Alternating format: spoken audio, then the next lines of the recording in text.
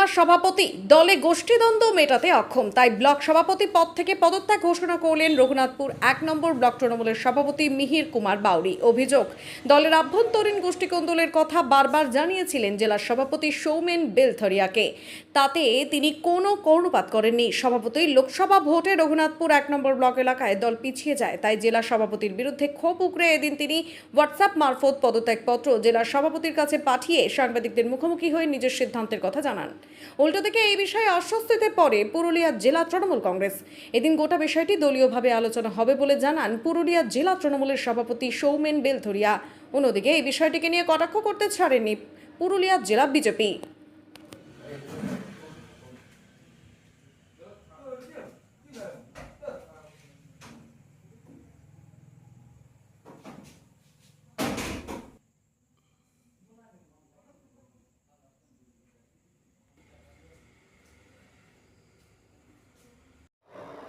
2020 10ই August দল আমাকে block সভাপতি দায়িত্ব দেয়।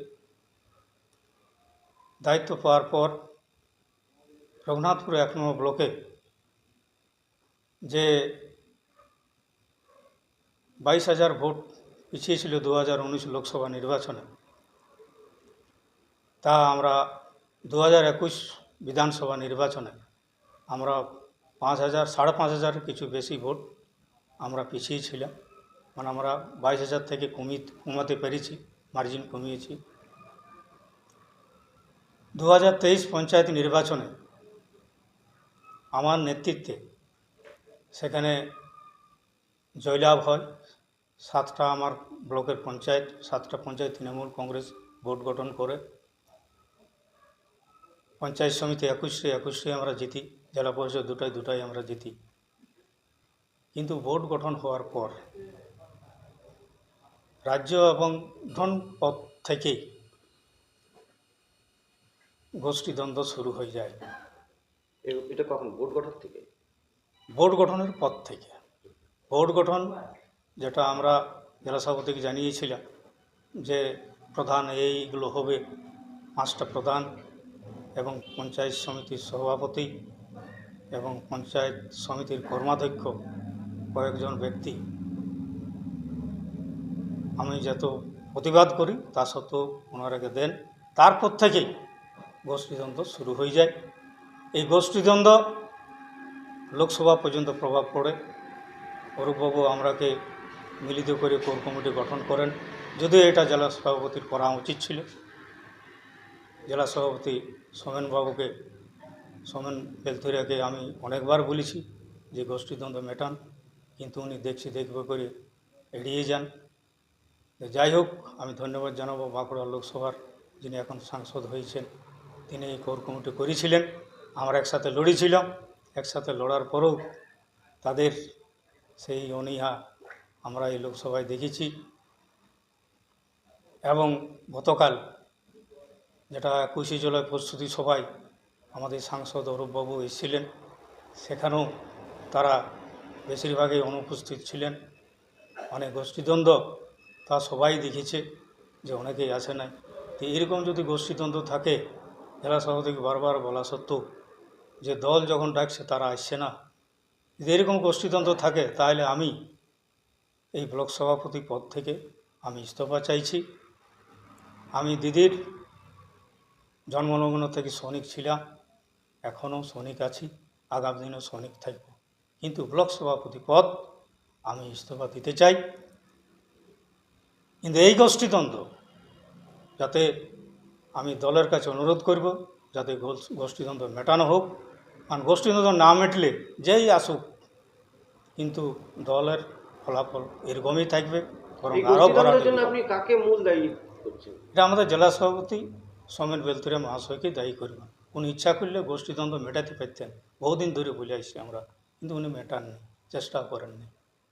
তাহলে ওনার কারণেই আজ এই ভরাডুবি হলো আবার লোকসভায়। হ্যাঁ, লোকসভায় আমরা পিছিয়ে গেলাম 5,127 ভোটে। তাহলে আমরা গত পঞ্চায়েতে প্রায় 9,000 কাছাকাছি ভোটে আমরা লিডে ছিলাম তৃণমূল কংগ্রেস। সেখান থেকে মাত্র 1 বছরে আমরা 5,127 ভোট পিছাইলাম কী করে? একমাত্র কারণ হলো পঞ্চায়েত ভোট গঠন যে যারাকে বোর্ড গঠন করা হয়েছিল, দায়িত্ব দিয়েছিল পঞ্চায়েত প্রধান এবং পঞ্চায়েত মাথায় করার কয়েকজন। গোষ্ঠী কি সৌমেনবাবু তৈরি করেছিলেন কি বলবো? বলতে গেলে ইনডাইরেক্টলি তিনিই করে গেছেন এবং প্রকাশ্যে সেটা এসেওছে, যা আমরা নবজারে দেখতে পাই। নবজারে তাহলে গ্রুপ হবে না আমাদের ব্লকে, মেটাবার ওনাকেই চেষ্টা করতে হবে। সেই অভিযোগও আমি অভিষেকবাবুকে জানিয়েছিলাম। তা সত্ত্বেও যখন গ্রুপ চলতেই থাকে, তাই আমি এই ব্লক সভাপতি পদ থেকে ইস্তফা দিতে চাই। আপনি চিঠি পাঠিয়েছেন জেলা সভাপতিকে? জেলা সভাপতি আমি একটু আগে চিঠি পাঠালাম, হোয়াটসঅ্যাপে চিঠি পাঠিয়েছি, পরে হার্ড কপি তার কাছে পাঠিয়ে দেবো। আপনার নাম? আমার নাম মিহির কুমার বাউরি, রঘুনাথপুর 1 নম্বর ব্লক তৃণমূল কংগ্রেসের সভাপতি।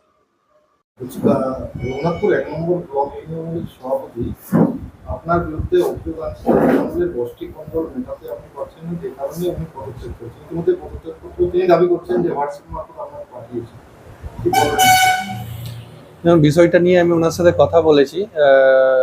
আজকে আমরা দেখেছি যে রঘুনাথপুর বিশেষ করে 1 নম্বর ব্লকে ধারাবাহিকভাবে একটা ফল 2014 থেকেই খারাপ হয়ে আসছে এবং সেখানে যে সমস্যা আছে সেটা নিয়ে আমরা আলোচনা করেছি এবং এই পঞ্চায়েত নির্বাচন অবশ্যই সেখানে ভালো ফল হয়েছে, যেখানে প্রত্যেকটা পঞ্চায়েতে আমরা জয়লাভ করেছি, পঞ্চায়েত সমিতি। এই নির্বাচনে বিগত যে লোকসভা নির্বাচন সেখানে হয়তো ভালো ফল হয়নি। এই পুরো বিষয়টা নিয়ে আমরা ইতিমধ্যে বিশ্লেষণ করেছি এবং ব্লক সভাপতি তার রিপোর্ট দিয়েছেন। আমরা দলীয়ভাবেও রিপোর্ট তোলা হয়েছে, এগুলো নিয়ে বিশ্লেষণ করা হচ্ছে। এই মুহূর্তে ব্লক সভাপতি কি বলেছেন সেটা আমার বিস্তারিত জানা নেই। পরবর্তীকালে দাবি করছেন যে বারবার অভিযোগ তোলা হয়েছে যে দলে গোষ্ঠী কন্দল চলছে এবং গোষ্ঠী কন্দল মেটানোর জন্য আপনার কাছে আবেদনও তিনি করেছেন, অথচ আপনি গুরুত্ব দেননি বা পাত্তা দেননি। দেখুন, এরকম কোনো বিষয় না। ওখানে যা সমস্যা ছিল সেগুলো নিয়ে আমরা বারবার বসেছি।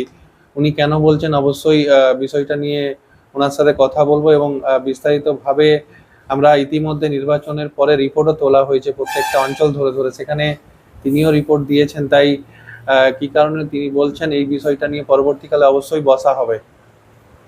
এটা ওদের দলের অভ্যন্তরীণ বিষয় আছে। তো আমরা যেটা বারেবার বলে আসছি যে রঘুনাথপুর 1-এ তৃণমূলের কটা গোষ্ঠী তারা নিজেও সেটা জানে না, সেই গোষ্ঠীদ্বন্দ্বের বহিঃপ্রকাশ এবং এখানে ভাগাভাগির গল্প আছে। তৃণমূল মানেই তো আমরা জানি যে ভাগাভাগি, তো ভাগাভাগি কেন্দ্র করে এই প্রবলেম। তার ফলস্বরূপ আমরা দেখতে পাচ্ছি যে উনি হয়তো সেই ভাগে কম পাচ্ছে কিংবা অন্য কিছু আরও বিষয় আছে। তো মূলত ওদের এটা গোষ্ঠীদ্বন্দ্ব এবং ভাগাভাগির জন্য এই প্রবলেম। বানেশ্বর মুখার্জি, জেলা সহসভাপতি।